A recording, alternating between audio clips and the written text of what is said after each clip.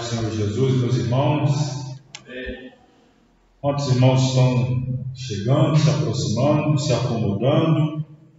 Quero cumprimentar também os alunos que nos acompanham à distância, os alunos da Escola Teológica Shema, que conosco estão cursando. Essa turma faz parte da turma do curso básico em Teologia. Você aí de Ponto dos Volantes, você de Marambainha, você de Resplendor, você aí de New Orleans, você aí de Londres, você aí de Cacoal, Nós estamos crescendo, graças a Deus, Cacoal, Rondônia, Pastor Laerte, todos os demais irmãos que estão conosco, fazendo curso teológico, novos alunos que estão chegando na região de Ibiruçu, Ibatiba, Brejetuba, sejam todos bem-vindos, que Deus os abençoe. Aqueles que ainda não se inscreveram no canal, faço sempre esse lembrete: se inscreva no canal da Escola Teológica Shema. Você que tem acompanhado as nossas aulas e sido edificado, faça aí também a sua consideração, comente, compartilhe e nos ajude a avançar na expansão do nosso curso e seu projeto, transformar a Palavra de Deus em uma fonte limitada de aprendizado para todos aqueles que amam e desejam crescer no conhecimento da mesma. Então, fica aqui esse meu pedido. Os irmãos já estão chegando, alguns, a maioria já está aí.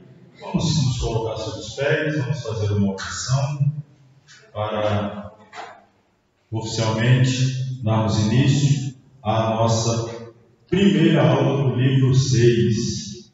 Chegamos ao livro de número 6, onde estudaremos a partir de hoje as disciplinas de Ramá, Teologia e Soteriologia. Oremos. Querido Deus, eterno Pai, graças te damos nessa noite pelo privilégio de mais uma vez chegar à tua casa e estarmos aqui, ó Pai, nesse momento de desfrutar da comunhão com o Senhor e com os demais irmãos, comunhão com aqueles que amam a tua palavra e ardentemente desejam crescer no conhecimento, se aprofundar no entendimento da mesma.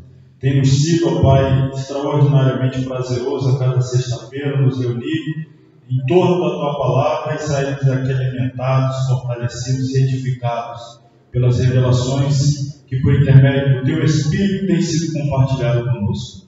Nessa noite não seja diferente, que possamos ser abençoados, edificados, alimentados mais uma vez, enriquecidos na alma e no Espírito pela tua palavra.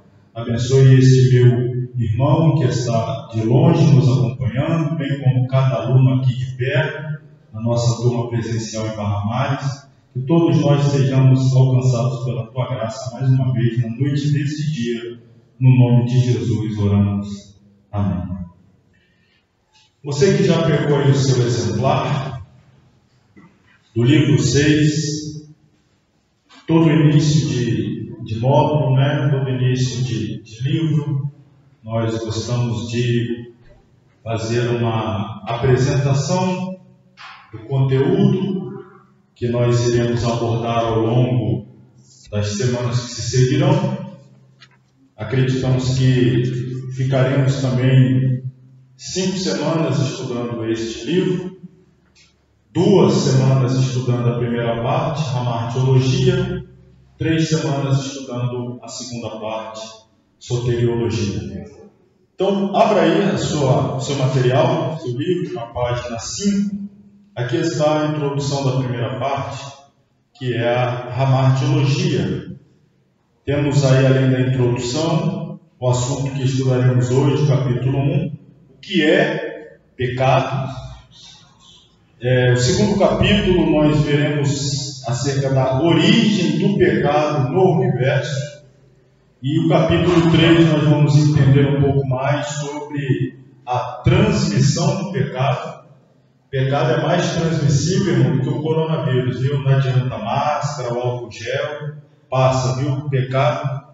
Nós vamos entender como é que funciona a transmissão do pecado e capítulo 4, as consequências do pecado.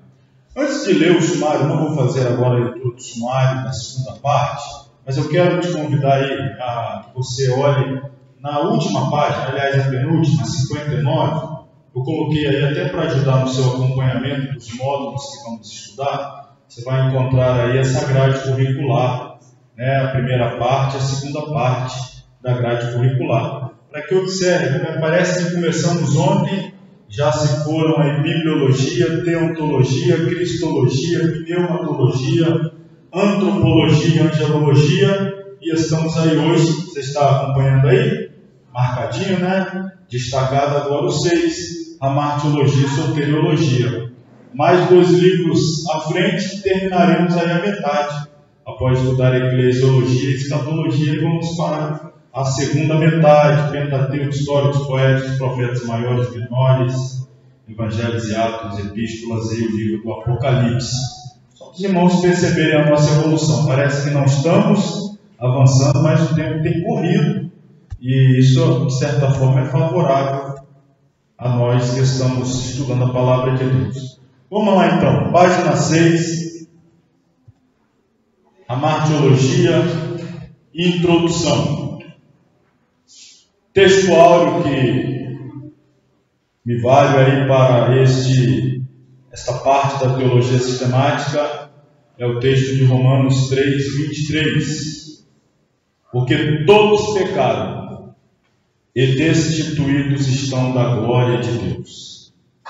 Aí nós temos já na sequência a martiologia, definição. O termo hamartiologia deriva de 2 vocábulos da língua grega, a língua do Novo Testamento, hamartia e logos, os quais significam estudo, ou tratado, ou doutrina do pecado. O termo é aplicável ao pecado, seja este considerado um ato, seja considerado um estado ou uma condição. O sentido do termo é um desvio do fim, ou seja, um desvio do propósito, um desvio do objetivo final que fora estabelecido por Deus para determinado fato ou conduta humana.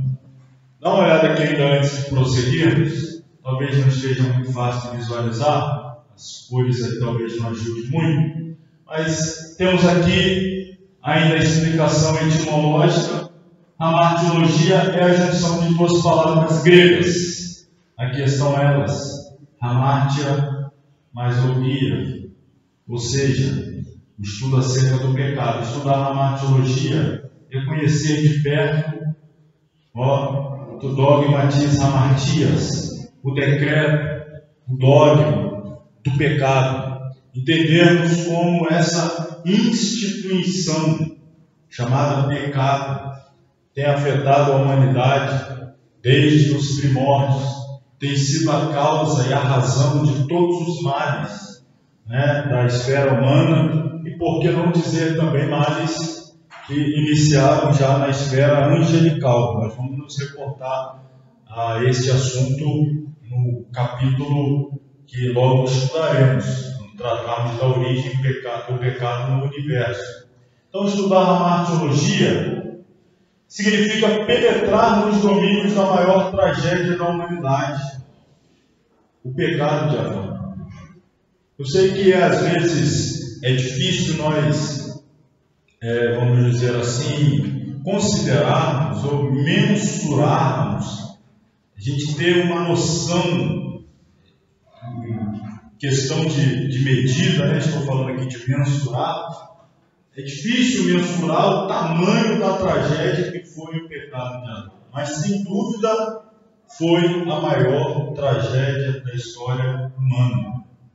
Por quê? Porque toda e qualquer tragédia que você puder imaginar, se nós fôssemos aqui fazer uma enquete, perguntar aos irmãos, qual foi a maior tragédia da história da humanidade, seja da história antiga, da Idade Média, da história recente, e a gente for aí, cada um tendo a sua opinião acerca das tragédias que marcam a trajetória do ser humano sobre a Terra, nós vamos chegar à conclusão de que todas as tragédias que nós formos aqui falar têm a origem nessa aqui.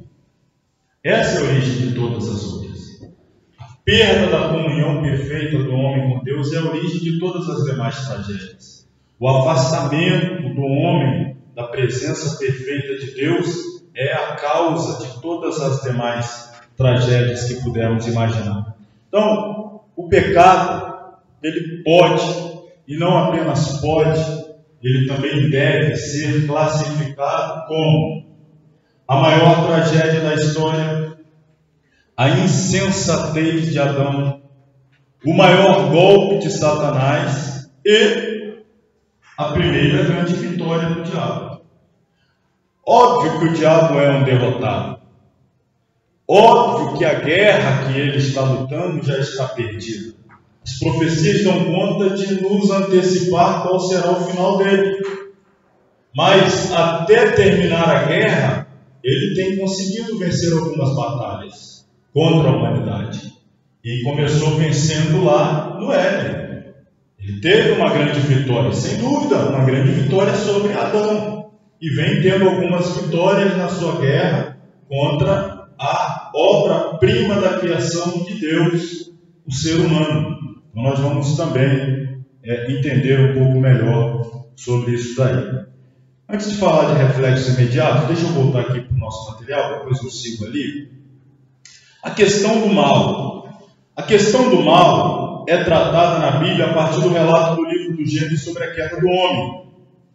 O relato histórico descreve o princípio da tentação ao homem e também descreve seu pecado, sua queda, trazendo maldição para a sua vida pessoal como para toda a humanidade. Na teologia cristã, a doutrina do pecado ocupa grande espaço porque o cristianismo é a religião da redenção da raça humana.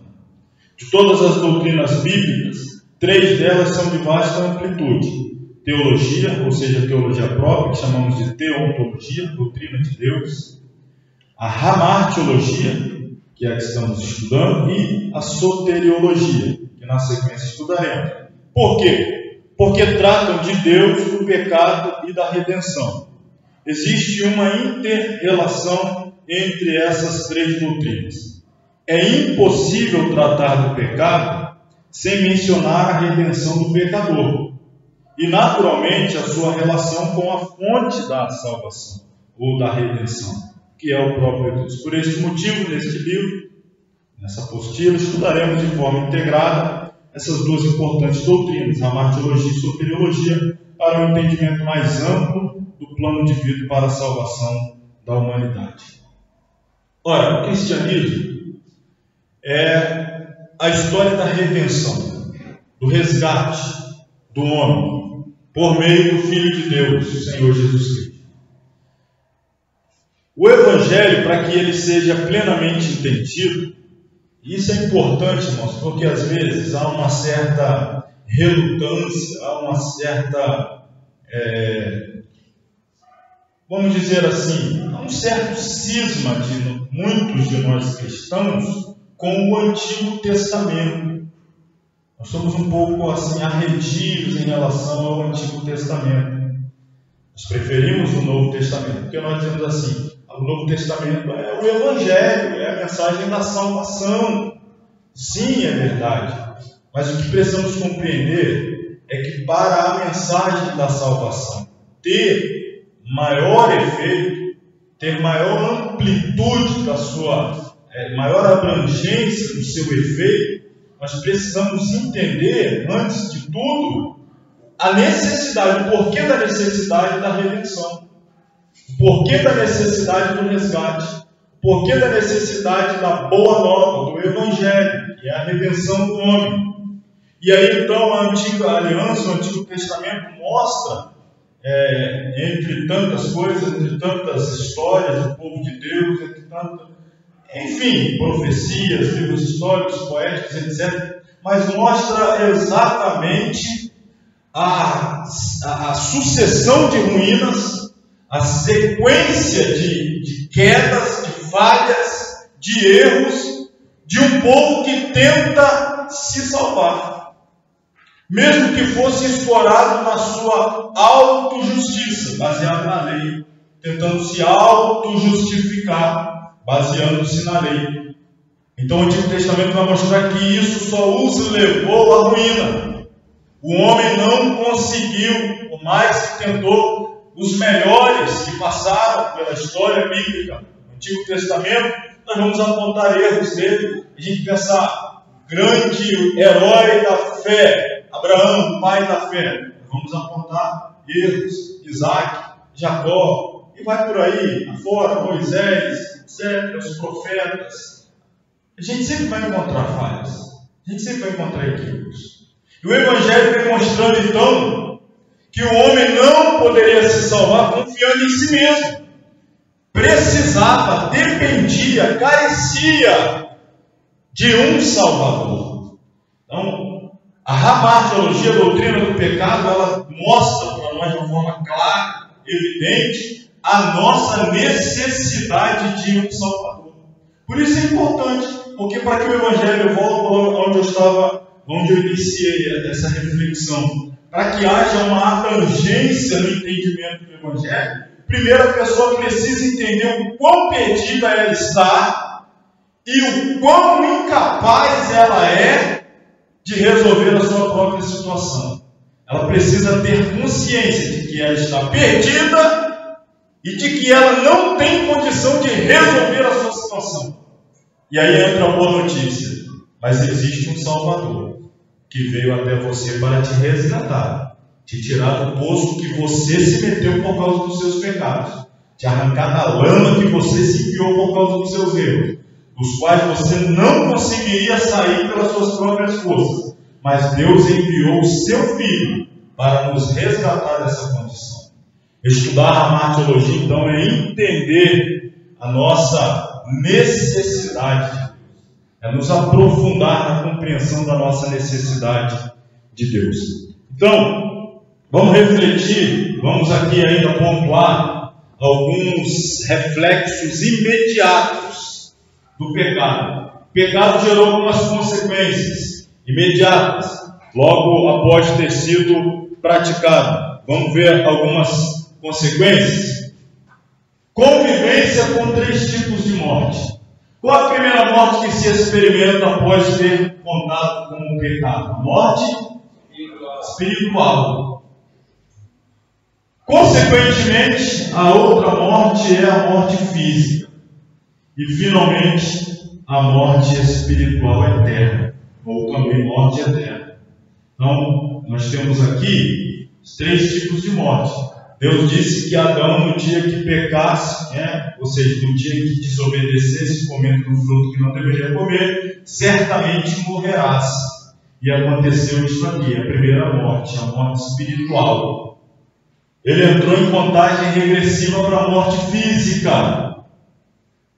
Justamente por essa razão foi feito a expulsão do jardim e uma proteção à árvore da vida e o seu fruto, para que o homem não vivesse eternamente na condição caída de pecado. Então ele vai experimentar a morte física e finalmente a morte espiritual eterna. Claro, se não houver aqui um divórcio, o divórcio que eu estou falando é o homem está casado com o pecado. Se Jesus não entrar e ele fizer o divórcio desse casamento entre o homem e o pecado, a consequência final será a morte eterna. Mas Jesus entra para justamente separar, nos arrancar desse casamento com o pecado, para que nós possamos então estar livres para nos casar com Ele. Olha, irmão, eu vou falar isso aqui de novo e depois eu vou explicar isso melhor. Não estava no script não, mas eu comecei a fazer essa analogia com o casamento.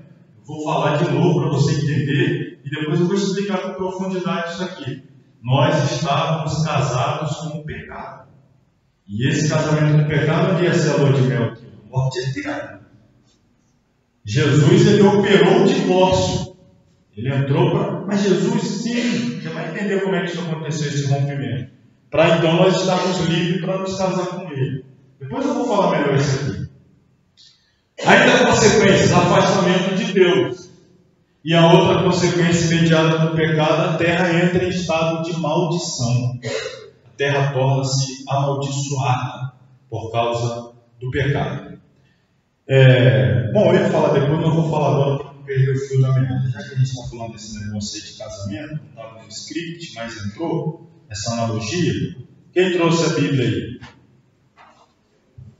Então vamos abri-la aí. Abra lá. E agora o português apanhou feio, né? Na primeira epístola do apóstolo Paulo aos Coríntios.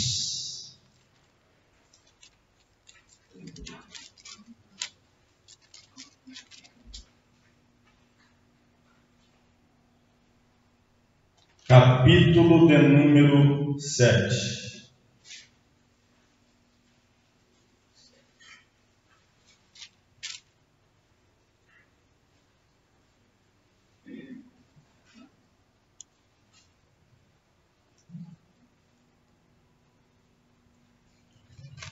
Deixa eu ver aqui a partir exatamente de qual versículo nós vamos.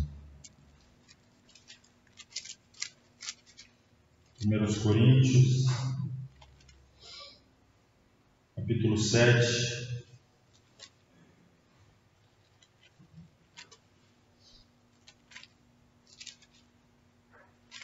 Deixa eu pegar a partir do versículo 1, primeiro mesmo.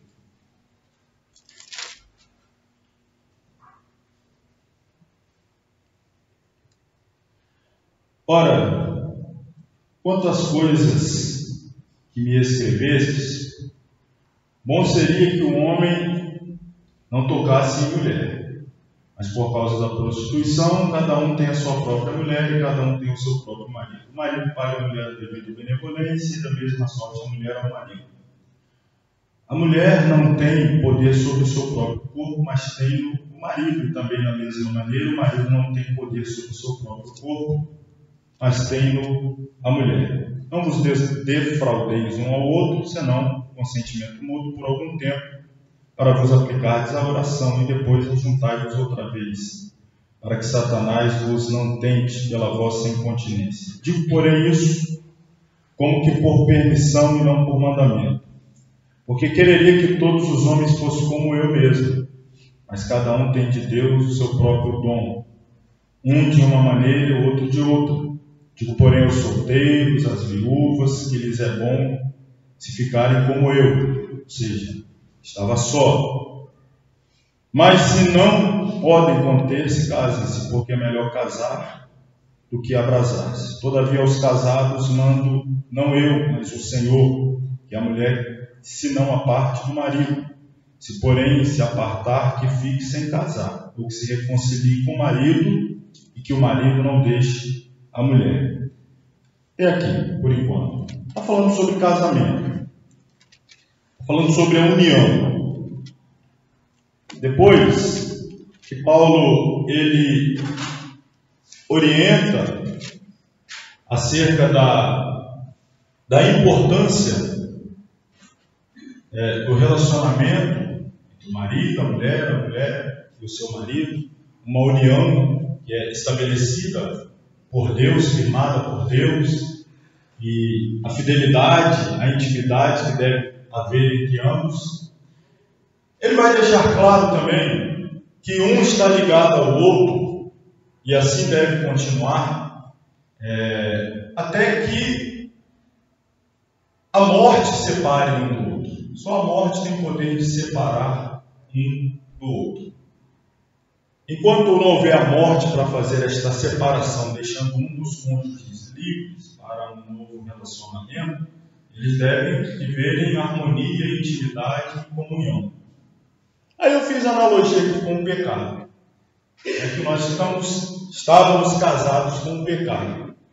Para que haja, de fato, uma separação legítima, um dos dois deve morrer, para que haja a separação, para que haja essa liberdade.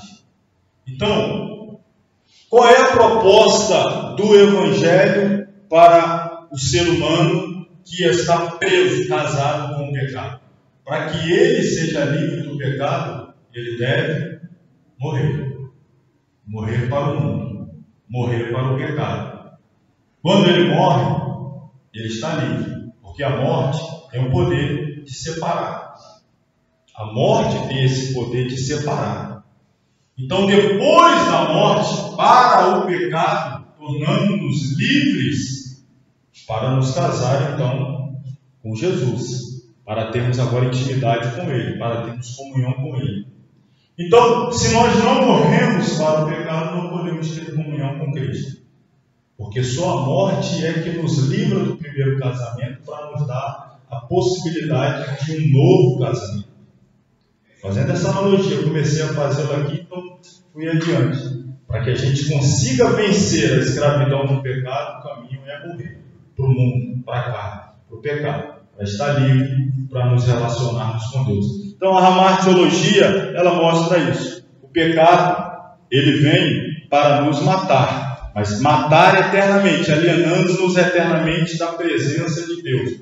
Agora, quando eu mortifico a minha carne, quando eu decido morrer para o pecado, eu estou me livrando dele para poder ter liberdade de me relacionar com Deus. Bom, fechado aí este parênteses, vamos aí para o capítulo 1. Vamos falar do que é pecado. O que é pecado? Página 7, vamos lá. A palavra pecado é sinônima de muitas outras usadas na Bíblia, as quais indicam conceitos bíblicos distintos sobre o pecado. São vários os termos que amplificam o conceito de pecado nas suas várias manifestações. A definição de pecado. O pecado é, algumas definições aqui de pecado. Pecado é qualquer coisa contrária ao caráter de Deus. Às vezes a gente tem dificuldade de conceituar o que é pecado e o que não é pecado. Isso é pecado, aquilo é pecado, pastor, aquilo pode, aquilo não pode. É pecado, não é pecado? Então vamos aqui alguns conceitos. Definição de pecado. Primeiro conceito aqui, o que é pecado? É qualquer coisa que seja contrária ao caráter de Deus, que vai de contra a moral, a ética de Deus. Então a gente sempre pode e deve se perguntar: esta atitude, esta palavra, esta postura, ela vai de contra o caráter de Deus? Ela agride a santidade de Deus?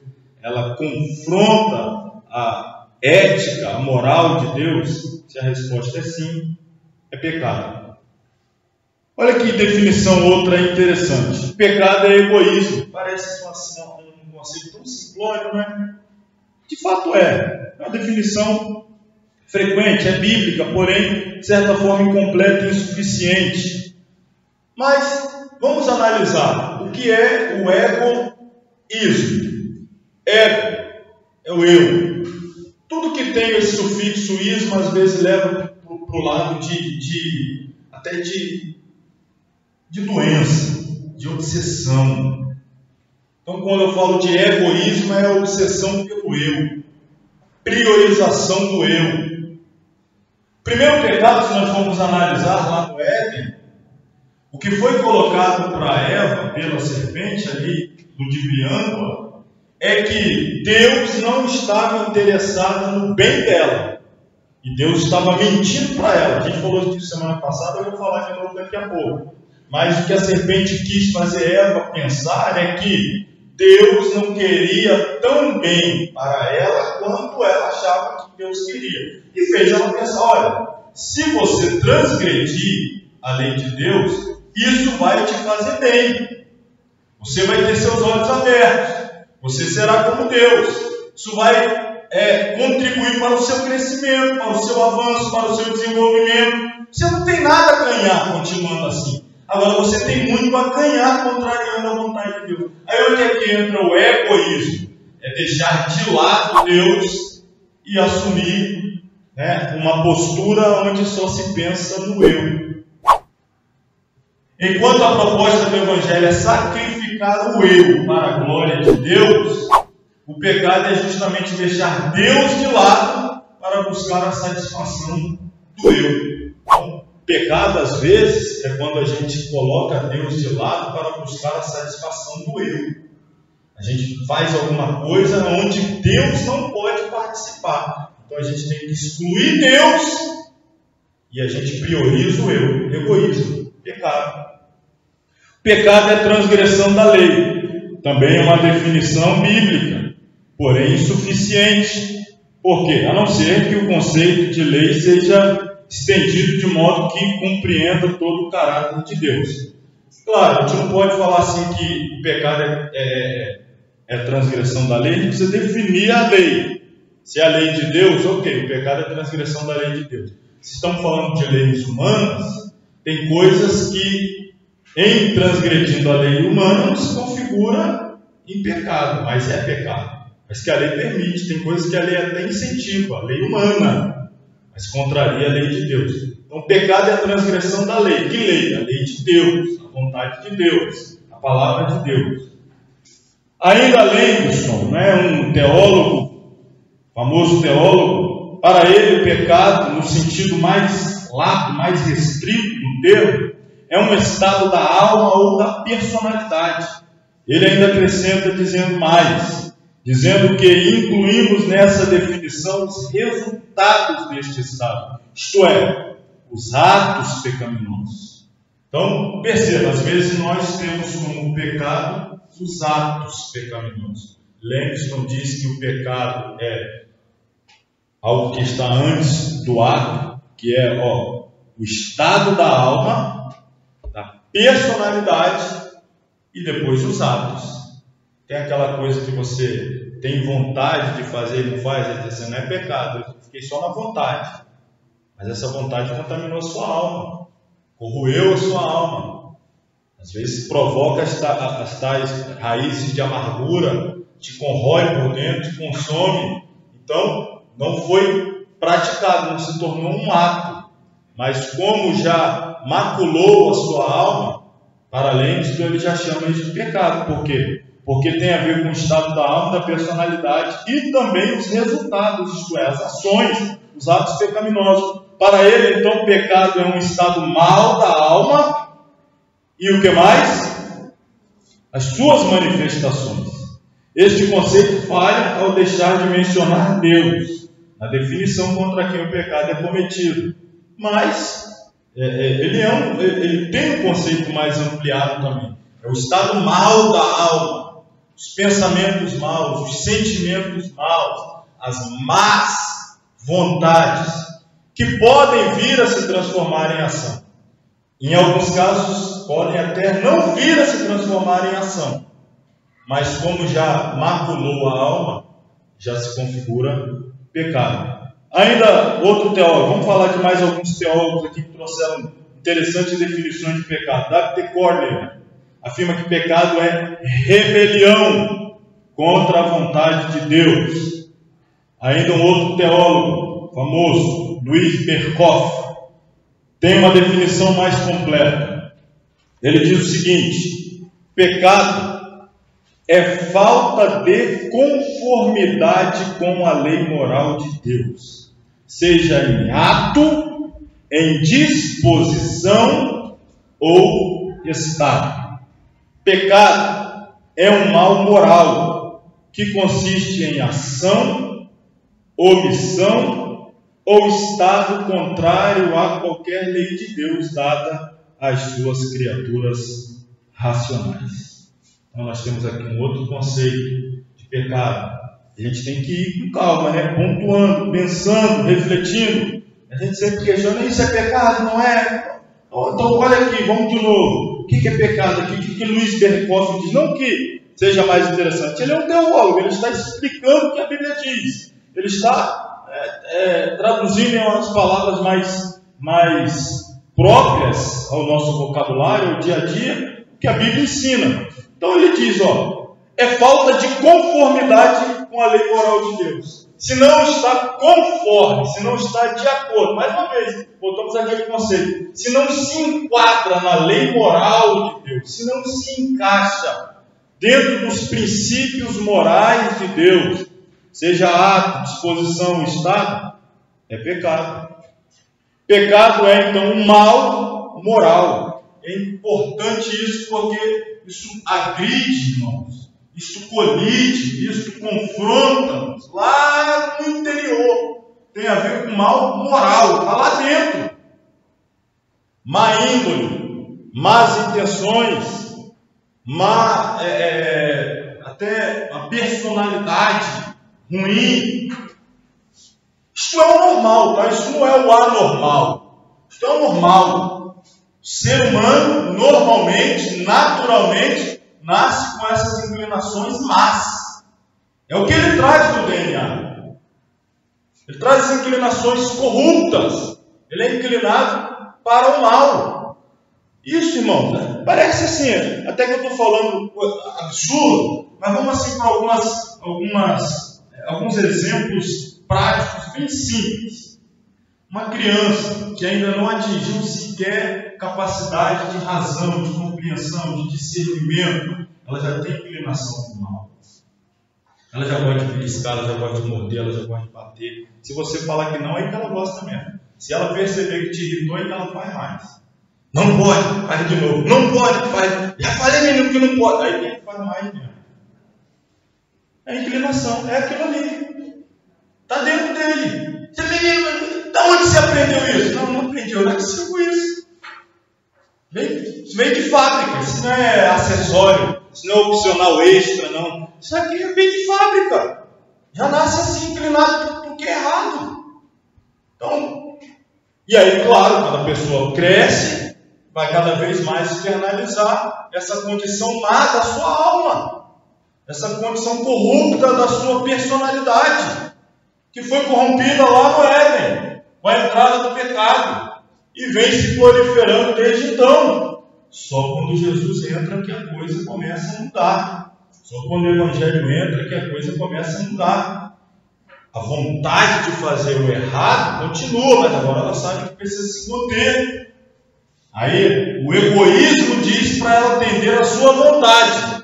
O Evangelho diz para ela renunciar à sua vontade para fazer a de Deus. Então, continua tendo aquela vontade, mas eu preciso me segurar, preciso renunciar, preciso me mortificar, preciso dizer não. Isso daí é um treinamento a partir da nova vida.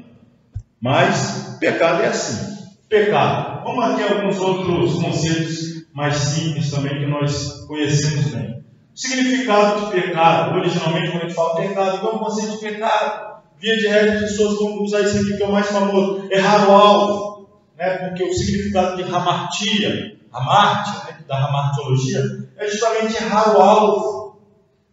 E aí a gente tem essa ideia aqui de um alvo e o alvo sendo errado, não sendo atingido. Falta de alcançar um alvo, principalmente espiritual. Só que quando o termo hamartia ele é aplicado, a gente vai ver daqui a pouco, vamos estudar mais a fundo as etimologias, quando ele é aplicado, a gente vai perceber que ele é um pouco mais amplo. Ele significa errar o alvo, mas às vezes este errar o alvo aqui é proposital. A pessoa não queria acertar aqui e sem querer acertou aqui. A pessoa queria acertar aqui. Ela errou o alvo propositalmente.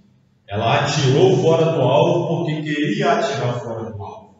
Então, quando fala pecado, Deus tem um alvo, Deus tem uma proposta, Deus tem um propósito, mas a pessoa não quer acertar aquele alvo, não quer caminhar naquele caminho. Uns por falta de força, uns por incapacidade, outros de forma voluntária mesmo, outros de forma decidida. Eu não quero acertar o alvo, eu não quero andar dentro do caminho proposto por Deus. Então o pecado é isso aí, é não acertar o alvo, é não estar em concordância com Deus, é não estar caminhando na mesma direção proposta por Deus. Repito, isto pode ocorrer involuntariamente, isto pode ocorrer esporadicamente, por uma falha, uma fraqueza, um momento, ou pode ocorrer intencionalmente. A pessoa pode decidir não querer andar com Deus, andar em pecado, andar em erro, andar errando o alvo. Então, a palavra pecado surgiu da palavra grega telestarmar, que significa errar o alvo ou fracassar. Pecar é um desvio do fim, ou seja, o modo estabelecido por Deus. Quando eu desvio daquilo que Deus propôs. Pecado pode ainda ser lido na Bíblia no sentido de ofensa, passo em falso, que leva à queda. Então, pecar, vou pegar esse aqui do meio, é um desvio do fim, é um desvio do modo, é um desvio do propósito estabelecido por Deus. Deus estabeleceu no Éden um propósito para o primeiro casal. O que eles deveriam fazer, deu muitas tarefas, deu muitas responsabilidades e deu muitas honras a eles. Deu-lhes o direito de dominar sobre tudo. Deu-lhes a capacidade de exercer domínio sobre tudo. Deu-lhes o direito de usufruir de tudo. Mas vedou a eles apenas uma coisa. Não foi assim que Deus fez? Foi assim. Tudo que tiver de vocês, os animais, domine sobre ele, domine sobre as plantas, domine sobre o mar. Vocês são o gerente aqui, os administradores, o mordomo, está tudo no controle de vocês. Olha, irmão, imagina só quanta honra que Deus está dando, né? De que forma digna que Deus está tratando o homem. Essas folhas aí, tudo de vocês, as plantas, tudo de vocês, os frutos, todos de vocês, todos, exceto um. Então Deus estabeleceu um modo, Deus estabeleceu um propósito. E aí eles escolheram andar fora do propósito de Deus. Ao invés de ficar com o que Deus estabeleceu, escolheram ficar com o que Deus proibiu. Pecado é isso. É uma rejeição da proposta de Deus. Às vezes, é por isso que em alguns casos o pecado ele pode ser muito particular em se tratando de pessoa em pessoa. Em alguns casos, o pecado pode se tornar algo particular. Por exemplo, se Deus chama, vou pegar aqui os exemplos de dois obreiros que estão aqui na frente, pastor Celso, presbítero Renato. Se Deus chama o pastor Celso para pastorear uma igreja, e ele não quer pastorear a igreja que Deus o chamou para pastorear, ele comete pecado porque não está fazendo o que Deus quer. Por outro lado, se Deus disse ao presbítero Renato para não fazer, e ele decide fazer o que Deus não falou para fazer, ele comete pecado. Então, comete pecado quem não faz o que Deus mandou, ou quem faz aquilo que Deus não mandou. Então, para estou dando um exemplo assim, bem, pode ser aplicado em outras áreas da vida, né? Deus chama alguém para fazer uma coisa, e isso é claro para aquela pessoa, Deus quer que você faça isso, e essa pessoa não quer fazer. Outros fazem. Para os outros não é normal, mas para aquela pessoa ali torna-se pecado. Por quê? Porque ela está em rebeldia a uma ordem clara de Deus para a vida dela. Não é que o ato de fazer, de trabalhar em determinado lugar, de ter uma profissão, etc. Não, pelo fato de ela ter conhecimento do propósito de Deus para a vida dela e deliberadamente escolher não viver o propósito de Deus para a vida dela. Isso é pecado? Alguém pode perguntar, fazer isso é pecado? É subjetivo. Se Deus falou para você não fazer, e você decide fazer, torna-se pecado. Por quê? Porque conscientemente você está transgredindo uma determinação, um propósito, um projeto de Deus para a sua vida. Então, nesse sentido, às vezes o pecado ele é aplicável de forma particular. Via de regra, nós estamos tratando ele aqui de forma genérica, mas às vezes ocorre assim situações particulares, quando há um propósito, há um fim estabelecido, há um chamado, há um modo de vida que Deus escolheu, e a pessoa insiste em ir contra aquilo que Deus estabeleceu. Então ele está errando algo, está cometendo uma hamartia, pecado. Pecado é a causa de todos os distúrbios e tragédias em todos os segmentos da civilização humana. É isso mesmo, o pecado é a causa de todos os distúrbios em todos os segmentos da civilização humana. Todas as tragédias na família, na igreja, na religião, na sociedade, nas nações, tudo isso aqui tem por trás o pecado. O pecado está por trás de tudo isso. Então, às vezes a gente está sempre atacando tentando resolver uma obra de um edifício que está prestes a cair e a gente está tentando consertar a cobertura do edifício que está prestes a cair. A gente está trocando lá o telhado dele para ver se resolve o problema. O problema está lá na origem, o pecado. Está lá na base, o pecado. Está lá no fundamento, o pecado. E aí é mexer mesmo numa situação complicada, delicada. A origem está lá. Pecado. A natureza do pecado. Qual é a proposta do pecado em relação ao ser humano no presente? No presente, o que ele quer fazer conosco no presente? Envergonhar o pecador. É isso que ele faz. E ele atinge esse objetivo. Envergonha o pecador. E no futuro, matar o pecador. Na concepção do pecado, o pecador deve ser morto, executado para a destruição de forma inapelável. O pecado quer envergonhar, fazer-nos andar cabisbaixos, derrotados, sem alegria, sem desejo de buscar a Deus, de ter comunhão com Deus, satisfação na presença de Deus. O pecado, no presente, ele quer nos aprisionar à vergonha. O pecado quer nos aprisionar ao que é essas situações, constrangimento, frieza. E aí, no futuro, a morte eterna, a morte espiritual eterna, julgamento eterno. Então, essa é a natureza do pecado. Esse é o modus operandi do pecado.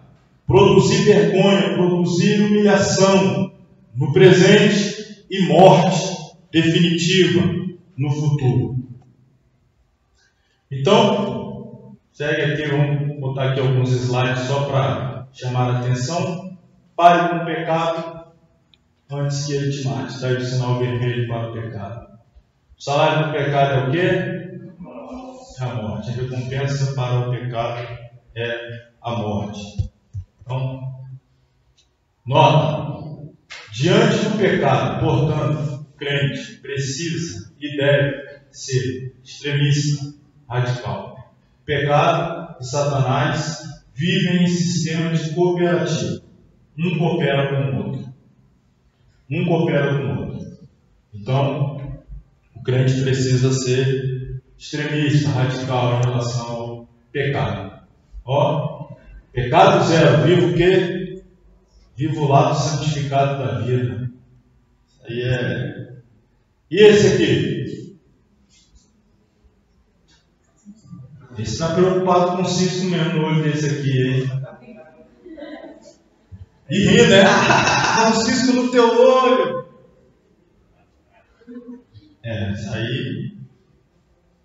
E uma trave enfiada dentro do olho dele lá. O pecado. Pecado. Não importa a situação, diga sempre não. Classificação geral, né? Aqui até para mim aqui está dito. Classificação geral do pecado. Pecado é uma instituição maligna. Quem criou o pecado foi. A origem do pecado foi a rebelião de Satanás. A gente vai entrar nisso aí daqui a pouco. O pecado foi originado pela rebelião de Satanás. Ele é o pai da mentira, a partir da mentira, do engano, da ilusão que ele abrigou em seu coração e transportou para o coração dos demais que estavam ali nos céus, os anjos que o serviram. Então ali origina-se pecado, uma instituição maligna. Pecado manifesta-se como um canto mortal. Pecado possui natureza selvagem, predatória. Pecado não brinca e nós também não devemos brincar com ele, portanto. Pecado é maldade. Significa dizer que o pecado é oposição ao bem, à virtude, à honra. Pecado é nocivo. Pecado é prejudicial. Pecado tem sua sede no coração. Pecado reside no coração. Na psicologia da Escritura é o órgão da alma. Não estamos falando aqui do músculo que bombeia sangue para o corpo. Estamos falando desse órgão. Estamos falando aqui, como a Bíblia chama o pecado, a sede da alma, a sede das nossas vontades, o nosso ama o interior, onde estão as saídas da vida, é desse centro, sua influência e suas operações espalham-se para intelecto, vontade, emoções, em suma, todo homem, toda alma, toda personalidade. Então o pecado está ali. Se ele for alimentado, ele crescerá. Se o espírito estiver morto, ele dominará. A gente já falou sobre isso, a batalha da carne contra o espírito. Se o espírito estiver morto e o pecado sendo alimentado, a carne, a concupiscência carnal sendo alimentada, ele vai triunfar facilmente sobre os sentimentos do homem, emoções, intelectos, pensamentos, a vontade. E aí o homem, dominado pelo pecado, a Bíblia chama esse homem de homem carnal. O homem que é dominado pelo pecado tem um homem carnal. Quando ele nasce de novo, o seu espírito é vivificado e o Espírito Santo passa a habitar dentro do espírito vivificado do homem, para então começar a batalha contra o pecado, contra a carne, para mudar os pensamentos, a vontade, as emoções. Este homem que está lutando, está batalhando para vencer o domínio que até então era prevalecente do pecado, este novo homem a Bíblia chama de homem espiritual. As coisas espirituais só são compreendidas por quem é espiritual. Homens carnais, homens naturais não entendem das coisas espirituais. Então essa aqui é a condição do homem que é carnal. O pecado está lá sediado, habita, reside no coração, que é a sede, ou melhor, as saídas, a fonte da vida, e a partir dali ele influencia, ele domina, ele comanda, ele se espalha, ele age nos pensamentos, na vontade, na emoção, a conduta, as ações do homem são todas conduzidas pelo pecado. Vamos aí agora, eu não vou usar o slide, eu vou pelo nosso material mesmo, pegar aqui algumas expressões. Eu coloquei 8 expressões hebraicas e 8 expressões gregas para pecado. Porque a Bíblia tem muitas palavras que a gente são, de alguma forma, sinônimos de pecado. Às vezes a Bíblia chama pecado, às vezes você vai ler lá iniquidade, às vezes você vai ler transgressão, às vezes você vai ler concupiscência, às vezes você vai ler maldade. Então, não está restrito apenas à palavra pecado. Às vezes é iniquidade, às vezes é transgressão. Então, tem várias palavras, tanto no Antigo Testamento quanto no Novo para o pecado. Começando aí com o Antigo, então no hebraico, encontramos no Antigo Testamento 8 palavras que conceituam pecado. Vamos lá. A primeira é hatat. Esse vocábulo aparece 522 vezes nas páginas veterotestamentárias. O seu termo correlato no Novo Testamento é justamente o hamat, que sugere a ideia de errar o alvo, desviar-se do rumo, como um arqueiro antigo que atirava as suas flechas e errava o alvo. Porém, o termo também sugere, como eu já disse, alguém que erra o alvo como? Propositalmente, ou propositadamente, Ou seja, atinge outro alvo intencionalmente. A palavra hebraica hatat, que vai estar traduzido na Bíblia como pecado, é o errar o alvo, que é, às vezes, por equívoco, ou às vezes, propositalmente ou intencionalmente. Segundo aí, pechar. O sentido tradicional desta palavra é transgredir, rebelar, revoltar-se. Porém, uma variante forte para defini-la implica o ato de invadir, ir além, rebelar-se. O termo aponta para alguém que foi além dos limites estabelecidos. A gente poderia aqui, diante de todos eles, eu coloquei as referências bíblicas aí. A gente poderia citá-las aqui, tempo que não nos permite fazer. Mas quando a Bíblia fala de alguém que transgrediu, foi além, ultrapassou os limites estabelecidos. Deus determinou até onde poderia ir, e ele ultrapassou, ele foi além, ele transgrediu, ele se rebelou, ele se revoltou. O pecado de Adão e Eva também é uma rebelião, foi o ter ido além daquilo que Deus havia estabelecido. Deus deu limite, eles se rebelaram, se revoltaram e foram além. Então eles transgrediram. Transgredir é justamente não cumprir a lei, mas burlar a lei. Terceira palavra hebraica, ha. Outra palavra hebraica que tem um equivalente no grego. Lá no grego é o capos, como veremos daqui a pouco, ou poneros. E traz a ideia básica de romper, quebrar. Mas a ideia é algo que causa dano, causa dor, causa tristeza. É um tipo de pecado deliberado, malicioso, planejado, que provoca e enfurece. Dá a ideia de ser mal. Indica também algo injurioso e moralmente errado. São os pecados, muitas das vezes, expressos por violência. Então aí, o ser mal, planejar o mal, a morte, a maldade para alguém, algum dano físico, algum dano moral, mas a maioria das vezes a palavra é utilizada para relacionar-se a uma atitude violenta, uma agressão, algum golpe, tentativa de assassinato, por aí vai. Aí usa essa expressão ha. Quarta expressão hebraica para pecado é ramá, que quer dizer enganar. Dá a ideia de prender numa armadilha, num laço. Implica, portanto, um tipo de pecado em forma de cilada para outrem cair. É uma forma de enganar, agir traiçoeiramente. Temos aí vários textos que apontam, né? É quando você age manipulando para que o outro caia, se machuque, não apenas literalmente, mas também espiritualmente. Então você está agindo com engano, com ilusão. Aí é essa expressão aqui. Próxima expressão, patar. É um termo que dá a ideia de seduzir. O sentido literal da palavra é ser aberto ou abrir espaço.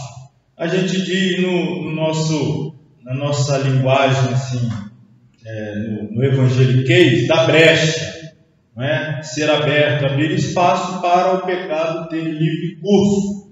No Éden, Adão e Eva se deixaram seduzir pelo engano do pecado e pelo pai do pecado, Satanás, personificado ali numa serpente. Como assim? Eles foram dando espaço, eles foram dando oportunidade, à medida que foram estendendo o diálogo, à medida que foram conversando com a serpente, à medida que foram permitindo ser seduzidos. Por quê? Porque a serpente lançou a proposta, eles passaram a considerar aquela proposta, pensar sobre ela, e isso foi abrindo brechas, dando espaço, vazão para que o pecado fosse crescendo dentro do interior, né? Dentro do interior, perdão da redundância, mas nesse sentido, permitindo que o pecado crescesse dentro deles, abriu espaço, foram abertos. Sexta expressão, shagag, o sentido aqui é errar, extraviar-se, como uma ovelha ou um bêbado. É um tipo de erro pelo qual o transgressor torna-se responsável ante a lei divina que condena o seu erro, que condena o seu pecado. Sétima palavra hebraica, rachar. Esta palavra aparece especialmente nos Salmos, com a ideia de impiedade ou perversidade. O sentido metafórico, ou seja, figurado, é o pecado em oposição à justiça. Então, aí é essa expressão, pessoa ímpia, que comete impiedade, perversa, é esse o termo. E o último aqui, da língua hebraica que trazemos, é o ta'ar. Olha, já viu quanta palavra hebraica? É tudo parecida, né? Ratá, pechá, raá, ramá, patá. Se você falar isso tudo aí junto rápido, dá Dá uma rajada na cara do inimigo, dá não? Rachar para terminar, tá. Este vocábulo se refere ao ato de extravio deliberado.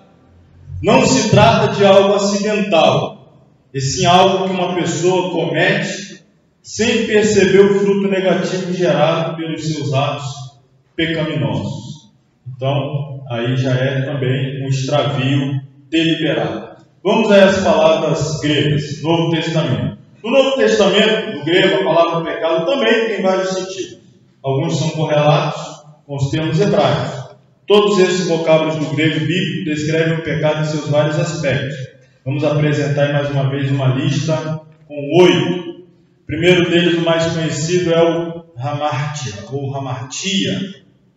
Já citado, né? Tem mesma correlação com o hatat hebraico. Seu sentido é errar o alvo, perder o rumo, fracassar. Indica que o primeiro homem, no princípio, perdeu o rumo de sua vida e fracassou em não atingir o padrão divino que para ele foi estabelecido.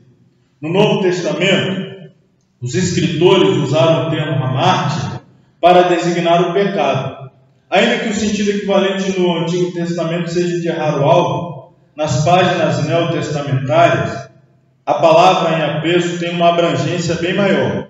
Possui um sentido mais forte, que é a ideia de fracasso, ou ainda transgressão. Ela tem sentido de poder de engano do pecado. É mais que um fracasso.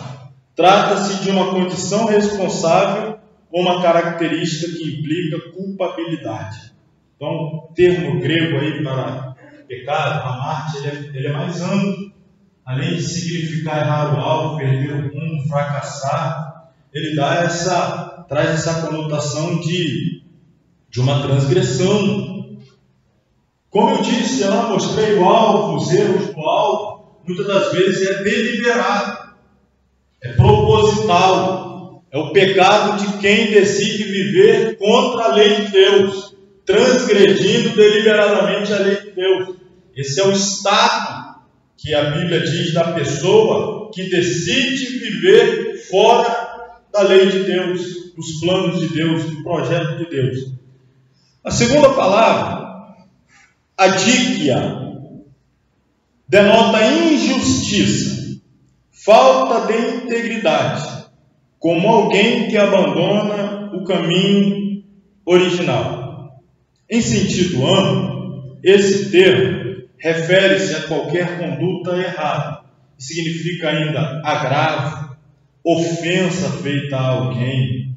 O texto de Romanos 1,18 descreve a injustiça como inimizade para com a verdade. A gente vai ver aqui 3 palavras. Essa aí de número 2, a de número 3 e a de número 5, a díquia, a pístia e a nômia, tem um detalhe interessante. Não é aula de grego, mas só para destacar esse detalhe interessante. A palavra díquia ou dique significa justiça. Quando a gente tem esse prefixo adíquia, aí você tem essa conotação de contradição, contrária à justiça, injustiça. A palavra pístias, ou pistes, que é a 3, significa fé, crença. Então, apístias é infidelidade, é falta de fé. A palavra de número 5 lá, anômia, não é? Nomos, ou nômia, é lei. Nomos é lei. Anômia, sem lei, contrário à lei. É uma pessoa que não respeita a lei. Então tem esse detalhe no grego. Muitas palavras que têm o prefixo a traz esse sentido de negação, contrário àquilo que o restante da palavra significa. Então, adíquia é justiça, adíquia, injustiça. Apístia, vamos lá na 3, deriva de pistes, que é crer, confiar, significa, portanto, infidelidade, falta de fé, ou algum tipo de resistência ou vergonha. Falta de fé, isso é pecado. Infidelidade é pecado. Como assim infidelidade? Falta de fé. Não confiar naquilo que Deus falou. Isso é pecado, demonstrar falta de fé. Faltar confiança na palavra de Deus. Desacreditar da palavra de Deus. Duvidar da palavra de Deus. Às vezes nós pecamos quando usamos o tal do será. Será? Isso é pecado, demonstra falta de fé. Um simples será, às vezes, é uma forma branda de dizer que nós não acreditamos que Deus tem condição de fazer o que Ele disse que vai fazer. Isso é sério, não parece brincadeira, mas personagens bíblicos foram severamente punidos por causa do tal do será. A leitura bíblica nossa de amanhã, para quem está na leitura bíblica anual aí, vai pegar já os primeiros capítulos de Lucas, do Evangelho escrito por Lucas, e vai se deparar lá com o anjo Gabriel dizendo para João Batista, o pai de João Batista, Zacarias, que ele, junto com a sua esposa Isabel, iriam dar à luz um filho. Como assim? Como será isso? Aí o anjo, rapaz, eu saio lá do céu, vim aqui de falar, e você vai ficar mudo, você só vai voltar a falar agora quando o menino nascer. Você fala demais, rapaz. Teve a Sara, que o anjo está lá na casa do Abraão e dela, dizendo que ela vai dar a luz e tal. Ela lá está. Você riu aí atrás do quê? Não ri não. Você riu. Haveria alguma coisa impossível ao Senhor? Ela foi repreendida ali porque riu. Demonstrou falta de fé. Às vezes parece simples, mas Deus fala alguma coisa que você não crê, isso aborrece a Deus. Por quê? Porque é como você dizer que você não acredita que Deus é capaz de fazer aquilo que Ele falou. Eu posso dizer que vou fazer alguma coisa e falar irrefletidamente, não considerar, falei, não pesei na balança, falei, o que eu falei agora? Vou ter que dar um jeito de cumprir aquilo que eu falei. Eu fico em situação difícil. Você, Deus não. Deus não vai falar e depois, e agora? Como é que eu faço? Falei, o que eu vou fazer agora? Isso não acontece com Deus. Então, esse aqui, chama atenção para esse pecado. Apístia, falta de fé. Isso é pecado. Cáquia, do grego, relaciona-se com perversidade, depravação, algo oposto à virtude. É um termo que descreve o caráter e a disposição interiores, não apenas os atos exteriores. Dele deriva-se outra palavra, cacos, cujo sentido transcende a mal-estar físico, doenças, etc. Vamos lá, o quinto, anômia ou anômos, denotam ilegalidade. Eu disse, anômo é lei, anômo é ilegalidade, sem lei. Tais palavras são traduzidas frequentemente como iniquidade ou transgressão. Porém, o sentido literal de anômia é sem lei. Quem transgride a lei de Deus pratica a iniquidade. Por quê? Quem não vive de acordo com a lei de Deus, ele cria suas próprias leis e vive de acordo com as suas próprias leis. Ele é um sem lei, porque não respeita a lei de Deus, mas ele cria as suas próprias leis e vive de acordo com as suas próprias leis. Há um movimento, sempre houve, mas é cada vez mais forte em escala mundial, para cada vez mais abranger esse tipo de pensamento e sentimento das pessoas. Cada pessoa é uma ilha, cada um tem os seus conceitos, cada um tem as suas leis, cada um tem o seu... E assim vai fazendo com que as pessoas não tenham como a Bíblia como uma verdade absoluta. Não existe verdade absoluta, é relativo. O que é certo para você não é para mim, o que é para mim não é para ele. Eu não posso recriminá-lo por não acreditar no que eu acredito, e nem vice-versa. E a gente vai ficando assim, um universo de pessoas sem leis. Sem lei no sentido da lei de Deus. E quando você tem uma pregação, que você prega a palavra de Deus como sendo a verdade absoluta, uma lei suprema e universal, você é passivo de ser processado. Você é passivo de ser chamado a tribunais aí para se explicar. por que você está dizendo que tem que ser assim? Aquilo é a verdade para você, lá para o seu grupinho. Aquela porta daquela igreja para dentro, aquilo lá é verdade. Para o lado de fora não serve. Isso está acontecendo no mundo, no Brasil também, cada vez mais. Transformar pessoas em pessoas que não respeitem as leis, principalmente a lei de Deus. Pessoas que criem as suas próprias leis e sejam incentivadas a viver de acordo com a sua lei. A gente é de uma geração, a maioria aqui, em que você tinha que preencher lá os questionários, chegava lá para você preencher os questionários, aí chegava aquela parte lá do gênero, masculino ou feminino. Você tinha duas opções, ou marcava X num ou no outro. Agora tem uns questionários aí que tem opção que não acaba mais ali.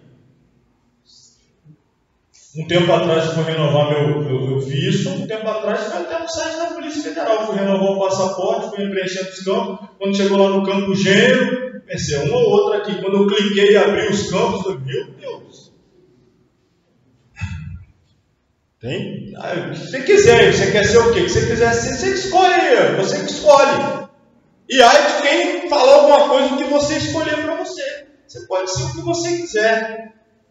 E assim tem sido incentivado cada vez mais cedo, cada vez desde mais cedo. Vamos estar recitos aí dessa semana passada para cá, de uma lei sendo aprovada na Escócia, crianças a partir dos 4 anos de idade. 4 anos de idade. O que uma criança de 4 anos de idade é capaz de decidir para si, especialmente em relação à questão de gênero?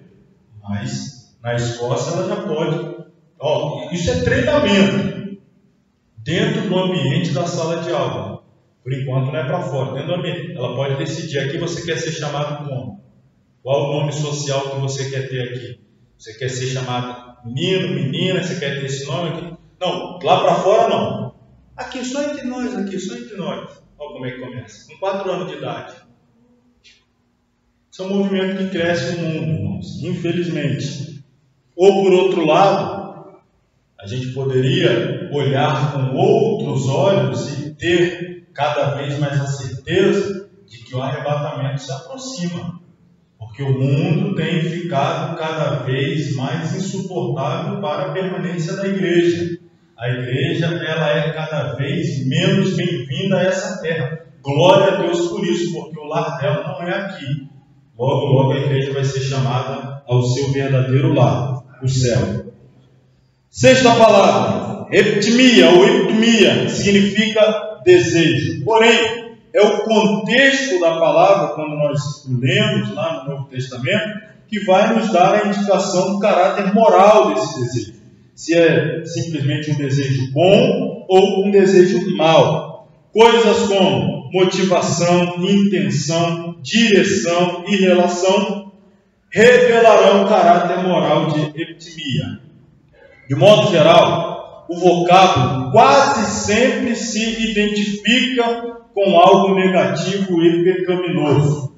Daí, o significado poderá indicar desejo incontinente, normalmente traduzido como concupiscência, paixão impura. Então, o termo grego é eptimia, traduzido na maioria das vezes na Bíblia como concupiscência. 7. Paractoma, deriva de parapípto, não paralelepípedo, parapípto. Significa decair ao lado de, perder o caminho, fracassar. De modo geral, significa lapso moral, ou uma ofensa pela qual a pessoa é responsável. Vários textos exemplificam o termo paractoma. Tem as referências, não dá tempo agora de ler. Finalmente, a selgueia, denota relaxamento, licenciosidade ou mesmo sensualidade. Temos o exemplo aí, Judas, versículo 4, homens ímpios que converteram em libertinagem a graça de Deus. Com sensualidade, provocar a lascívia, sensualidade, a concupiscência alheia, isso aí é esse pecado de asselguia. Porque tem as pessoas que às vezes dizem, eu não cometo pecado, mas provoco o pecado no outro. Às vezes ela generalizando, não é só ela, gênero feminino. Às vezes é o gênero masculino também, que quer provocar o outro, né? Produzir no outro desejos pecaminosos. Então comete pecado porque já tem a intenção de produzir no outro um desejo, um sentimento pecaminoso. Então isso é pecado. Isso deve ser levado em consideração por todo servo de Deus. Às vezes ele pensa assim, não, eu não estou pecando, mas estou levando o outro a pecar. Se está levando o outro a pecar, se é um instrumento para a queda de outro, se é um instrumento para a fraqueza moral de outro, então a pessoa ela é responsável desse pecado aqui. Licenciosidade, sensualidade. Finalmente, para nós concluirmos esse capítulo 1, o pecado pessoal. Significado: o pecado é cometido pelo indivíduo. Pode ser cometido deliberadamente ou por ignorância. Errar o alvo também implica atingir o alvo errado. Qual é a penalidade aí para o pecado?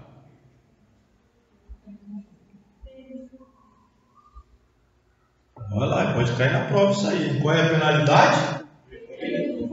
Perda de comunhão. Todo pecado gera essa consequência, perda de comunhão. Perda de comunhão. Qual é a solução? Primeiro, perdão. Claro, perdão mediante o arrependimento, a confissão e o abandono. Aí nós receberemos perdão. Perdão traz o que? A remoção da culpa. Porque o pecado ele joga um peso, que é a culpa. Que é a culpa. E isso é interessante. Às vezes, tem pessoas que cometem o pecado e não se arrependem do pecado. Elas se arrependem da consequência do pecado. Por exemplo, a pessoa cometeu, vou pegar um exemplo clássico, um adultério. Esse adultério gerou como consequência perdas para ele, pessoais, ministeriais, familiares. Ele não considera o fato de ter cometido o pecado, mas o que faz ele pesar é o fato da consequência que o pecado trouxe para a vida dele. Em outras palavras, se ele pudesse tornar a cometer o pecado sem ter a consequência, ele continuaria no pecado. Então isso às vezes precisa ser considerado, porque o pecado gera a perda de comunhão, isso é uma consequência. As outras consequências a gente falou aqui ainda há pouco, produzir vergonha, humilhação e tal. Às vezes a pessoa sente mais pesar pela consequência do que pelo próprio pecado em si. Então, a culpa, né, esse peso que é colocado sobre a pessoa como consequência do pecado, o perdão ele remove o peso da culpa. Ele remove essa carga. A pessoa anda cabisbaixa, a pessoa anda humilhada, anda envergonhada, anda sem condição de olhar para o alto, olhar para Deus. É como aquela mulher encurvada, o peso do pecado. Aí Jesus vem e desencurva. A pessoa andando tantos anos só consegue olhar para baixo, não consegue olhar para o céu, o peso sobre os ombros. Aí Jesus diz, tomai o meu fardo. É leve, é suave. Tira o fardo do pecado e coloca o dele do perdão, dele da reconciliação, dele da restauração. Então, essa é a solução para o pecado. E aí depois nós temos a justificação, que é a declaração da atribuição da justiça de Cristo ao pecador que crê e é perdoado. Então é removido a carga, o peso do pecado, ele recebe o perdão e a justificação. Perdão e justificação. Ele é declarado justo diante de Deus. Não é que ele não comparece ao tribunal para ser julgado. Ele comparece, mas ele é declarado justo. Por quê? Porque como se não tivesse cometido o pecado. Não. Porque alguém pagou pelo pecado que ele cometeu. E ele pode sair então daquele tribunal de cabeça erguida, declarado justificado. Porque alguém pagou a pena no lugar dele. É isso que Jesus nos oferece quando nós entregamos a Ele a nossa vida. Então nós terminamos aqui esse capítulo que tratou basicamente de conceitos de pecado, o que é pecado, as várias formas de ver o pecado, transgressão, iniquidade, rebelião, revolta, licenciosidade, concupiscência, sentimento, pensamento, vontade, mas e suas ações, por aí vai. Mas vamos retroceder agora no capítulo 2, nós vamos retroceder à origem do pecado no universo. Aí nós vamos relembrar aqui mais uma vez daquele livro 2 que estudamos, Deontologia, a aula 3 ou 4, Obras de Deus, Criação. Vamos lembrar lá da queda de Lúcifer. Já falamos disso também na aula de Antropologia, que foi do livro passado. Nós vamos voltar a falar aqui agora. Vamos relembrar este episódio que traz-nos a origem do pecado no universo. Página 12. A primeira manifestação do pecado foi na esfera angelical. Os teólogos divergem quanto ao fato de que a primeira manifestação do pecado tenha começado no céu. Sendo Deus o Criador de todas as coisas, não podemos atribuir a Ele a autoria do pecado. Toda a Bíblia rejeita essa ideia quando diz: portanto, vós, homens de entendimento, escutai-me.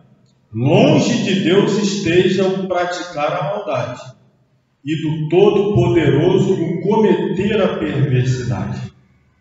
Do ponto de vista de nós, teólogos pentecostais, duas passagens bíblicas que melhor ilustram a origem do pecado no céu são metafóricas: o Isaías 14, do 12 a 14, e Ezequiel 28, do 12 ao 17. Daí tem a dificuldade na compreensão desses textos por muitos intérpretes. Inferem-se, contudo, destes textos que os mesmos falam do pecado iniciado entre os anjos e pelo principal líder de toda essa rebelião, Lúcifer. Então vamos ao 1.1. A origem do pecado foi quem? Foi ele primeiro. O pecado se originou nele. Nele. Isso, irmão, é importante. O pecado se origina não a partir de uma atitude dele. O pecado se origina nele. Vamos ver isso daí. Ó. Jesus disse: ele foi homicida desde o princípio e não se firmou na verdade, porque não há verdade nele. Quando ele profere mentira, fala do que lhe é próprio, porque é mentiroso e pai da mentira. O diabo era antes um querubim ungido para proteger. Diz a palavra de Deus: no Monte Santo de Deus estavas, no meio das pedras afogueadas andavas. Apesar de tudo isso, ele disse em seu coração: eu subirei ao céu, acima das estrelas de Deus. Exaltarei o meu trono e no monte da congregação me assentarei. Aos lados do norte subirei, sobre as alturas das nuvens, e serei semelhante ao Altíssimo. Assim nasceu o pecado, como um pensamento no coração de Lúcifer. E esse pensamento ele pôs em ação. Rebelou-se contra Deus. Foi lançado fora do céu. Jesus disse para os seus discípulos: eu via Satanás como um raio cair do céu. Desde então, o diabo tornou-se o adversário de Deus. Satanás, em hebraico, Satã, o diabo, em grego, diabos, significa em português adversário, acusador. Ele era Lúcifer, isto é, estrela da manhã, filha da alva, um anjo de luz, mas degenerou-se, tornando-se o príncipe das trevas. Antes de prosseguir, dá uma olhada aqui nesses slides. A origem do pecado foi Lúcifer. Depois veio a ser o diabo. Antes de tudo, ele era um querubim ungido. Parece, irmãos, que essa classe também é como uma classe una. Não se ouve falar de querubins, foi a aula passada. as hierarquias angelicais, querubins. Mas a expressão querubim ungido também ela só é apresentada no singular na Bíblia. Ou seja, parece que ele era uma classe una. Esse termo ungido, querubim ungido, é uma expressão muito forte e era aplicada à música. Diz a palavra de Deus: no Monte Santo de Deus estava no meio das pedras afogueadas, andavas. Apesar de tudo isso, ele disse em seu coração: está ali, subirei acima das estrelas de Deus, altarei meu trono, no monte da congregação me assentarei, aos lados do norte, subirei sobre as alturas das nuvens, serei semelhante ao Altíssimo. Assim nasceu o pecado. Eu destaco aqui, a gente já leu aí, pensamento no coração. O pecado nasceu lá dentro, um pensamento. Falei para vocês semana passada, né? Pensamento, depois passa a controlar o quê? A vontade, depois se torna em ação. O pecado é uma sugestão, é um pensamento, uma tentação, é uma sugestão. Por que você não faz isso? Um pensamento. Por que você não vai lá? Por que você não fala assim? Por que você não age assim? São as sugestões do inimigo, são as setas, os pensamentos. Você tem que repreender o pensamento, canto o hino da harpa em voz alta, manda embora. Você está o tempo todo cercado de setas malignas, pensamentos, sugestões. Você ouve uma palavra, aí vem a proposta. Por que você não responde dessa maneira? Por que você não manda essa mensagem para ele lá falando assim, assim, assim? Por que você não... Os pensamentos. Se você ficar alimentando aquele pensamento, volta e meia, você vem naquele pensamento de novo, vem mais uma vez nele, ele vai começar a dominar o seu sentimento, vai produzir um sentimento. Raiva, ódio, rancor, lascívia, sensualidade, vai produzir. Isso daí vai controlar a sua vontade. Fatalmente vai se transformar em ação. Então, assim nasceu um pensamento. Lá dentro, no interior, no coração, no âmago de Lúcifer, ele colocou em ação. Agora, temos, portanto, que o pecado foi gerado ainda no mundo angelical. A prepotência manifesta do ex-querubim ungido pode ser facilmente notada em 4 frases do texto que a gente leu aqui anteriormente. Lemos aqui nosso livrinho, eu coloquei ele aqui, onde o uso excessivo do pronome em primeira pessoa detalha os terríveis atos de arrogância daquele que um dia foi um anjo especial. Vejamos. Você vai lembrar, eu disse que pecado, aliás eu não, foi um dos conceitos que nós vimos aqui, pecado é egoísmo. Egoísmo. Dá uma olhada nisso aqui, ó. Eu subirei. Eu exaltarei. Eu me assentarei, eu serei. Irmão, quando o tal do eu começa a aparecer demais na frase do cidadão, ele está nesse caminho aqui de queda, tá? Quando é muito eu, porque eu, quando eu, se não for eu, se não tiver eu, sem eu, fica com muito eu, olha, está no caminho de declínio. Foi o caminho de declínio de Satanás. Foi o tal do eu começa a aparecer demais.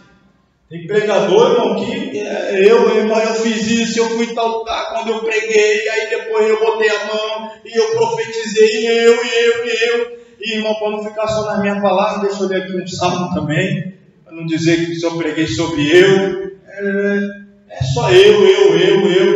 É perigoso o tal do eu, quando ele aparece demais. Você vê aqui o Lúcifer. Eu subirei, eu me assentarei, eu serei. Então, esse excesso de eu é prenúncio.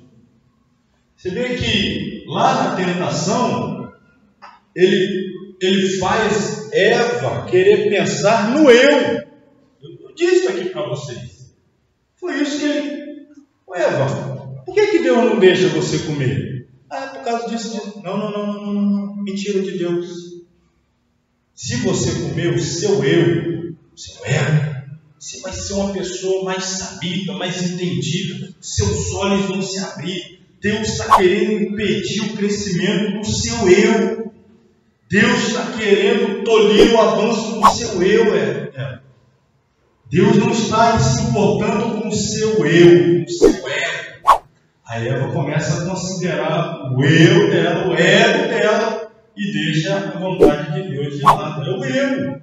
Quando ele começa a prevalecer, quando o diabo começa a falar sobre: você vai deixar fazer isso com você? Ah, não. Se eu fosse você, eu não deixava. Aí você começa: eu. Perigoso, o eu. Por que Deus permitiu? Vamos voltar aí na página 13. Por que Deus permitiu que Lúcifer caísse? Uma pergunta. Por quê? Lúcifer possuía livre-arbítrio, coisa que Deus sempre considera. Ele abusou dessa extrema liberdade e sofreu as consequências. Pertenceu aos céus, mas tornou-se antônimo do bem, o opositor de Deus. De que maneira entrou o pecado no mundo? Agora vamos falar dessa transferência da esfera angelical para a esfera terrena.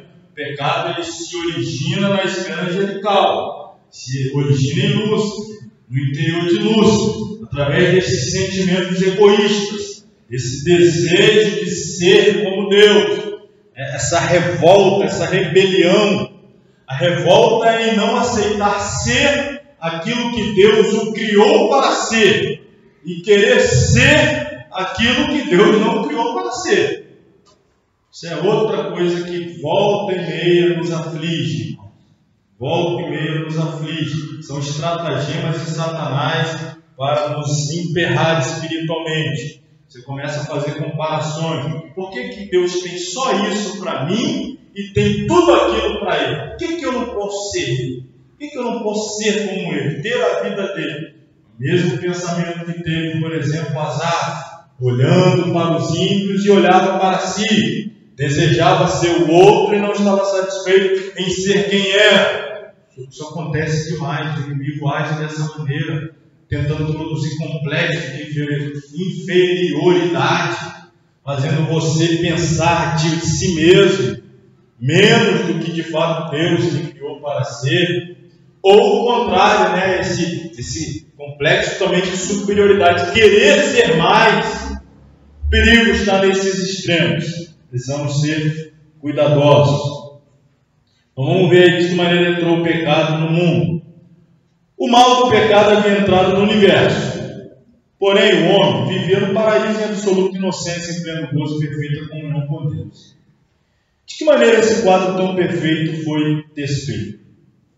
Portanto, como por um homem entrou o pecado no mundo e pelo pecado a morte, assim também a morte passou a todos os homens, por isso todos pecaram. Adão e Eva, por um ato de desobediência, conscientemente abriram a porta para a qual o inimigo, ou pela qual o inimigo entrou, e com ele todo o mal que trazia. Uma brechinha, o inimigo entrou e trouxe com ele todo o mal. Qual foi a arma que o inimigo utilizou?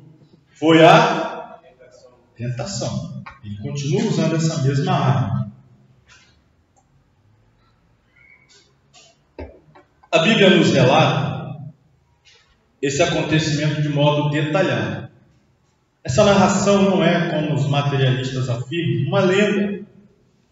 Nem é, como outros dizem, somente expressão figurativa sem nenhum valor. A Bíblia é sempre a verdade.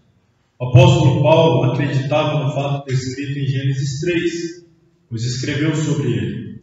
O diabo se manifestou através de uma serpente. Ele, como um anjo caído, com um corpo imaterial, um espírito, pode manifestar-se de muitas maneiras, até se transfigura em anjo de luz. Segundo aos Coríntios, capítulo 11, versículo 14. Até Pedro, certa feita, foi utilizado pelo diabo como trampolim no seu ataque contra Jesus. Então, ele usa essa ferramenta, a tentação.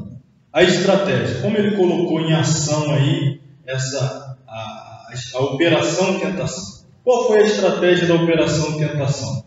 Aplicada contra Adão e Eva. O inimigo fez vários ataques, um após outro. até derrubá-los. Vejamos, o diabo procurou, no seu primeiro ataque, despertar dúvida sobre a veracidade da palavra de Deus. Ele, que é o pai da mentira, perguntou, torcendo a palavra de Deus, ou melhor, a palavra que Deus havia dito. É assim que Deus disse? Não comereis de toda a árvore do jardim?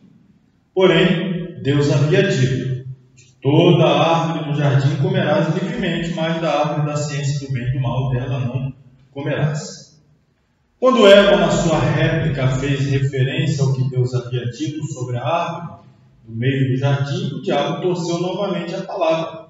Certamente não morrerás. A dúvida estava plantada.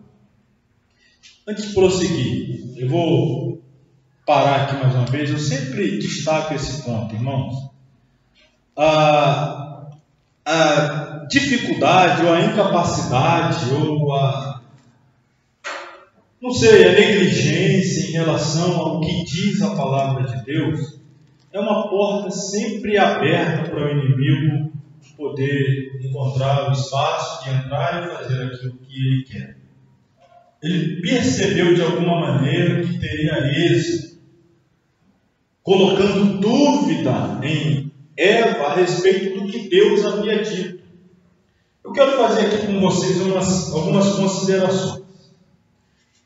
Primeiro, está claro que quando Satanás, a serpente, vai até Eva, propondo-a que ela deveria comer do fruto que Deus disse que ela não deveria comer, está claro que quando Satanás vai a Eva, Eva não está junto de Adão, está separada dele, ele está em um ambiente, ela está em outro.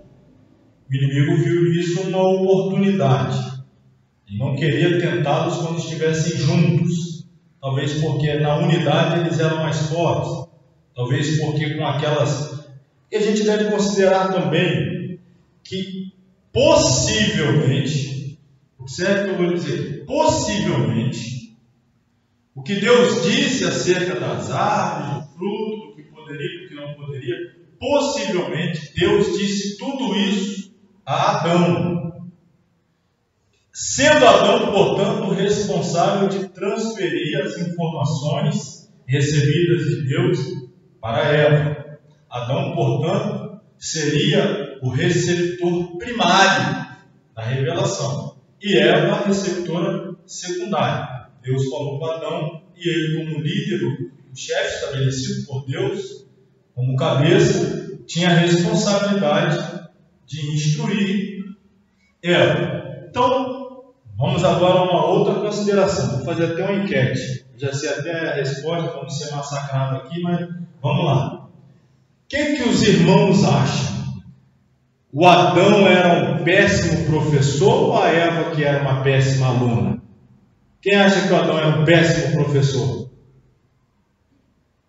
Quem acha que a Eva era uma péssima aluna? A turma que não acha nada sempre ganha, né?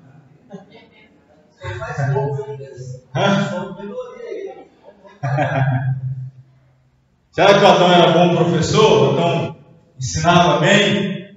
Ou era Eva que era uma aluna, ou o contrário, o Adão era um péssimo professor, não sabia ensinar? Deixando vocês pensar aí, né? Geralmente as irmãs vão falar, o Adão que não ensinava era nada, explicou ela tudo errado, ela errou porque ele ensinou errado para ela. Mas no caso, a Eva ela tinha consciência do que estava fazendo. Sim. Embora estava na inocência, na dispensação, mas sabia o que estava fazendo. Ela sabia, né? Porque quando a vez Satanás falou, ela confirmou, então ela tinha consciência. Sim, mas é onde eu quero chegar. O diabo percebeu que pelo menos dúvida havia no coração dela, e isso era uma brecha para ele. Só que não queria pegar quando estivesse os dois juntos, porque um poderia, não, peraí, não é assim não. E ali, mas como Eva, de repente ele percebeu, falou, não, tem uma dúvida, então vou aproveitar e vou alimentar mais essa dúvida. Chegou, trabalhou em cima daquela dúvida. Como é que foi que Deus disse mesmo? Como é que foi que Deus disse? Como é que foi que Deus disse? Deus disse, não, está errado, não foi assim. Ele falou o contrário. A Eva foi considerando aquilo ali. Então, Ela tinha dúvida no que foi dito. E o inimigo foi alimentando aquela dúvida. Aí a gente volta num ponto que eu já disse aqui essa noite, o perigo, nós duvidarmos do que Deus diz. E nós nos mostrarmos com falta de fé mediante a palavra de Deus. O diabo vê nisso portas e oportunidades para nos atacar.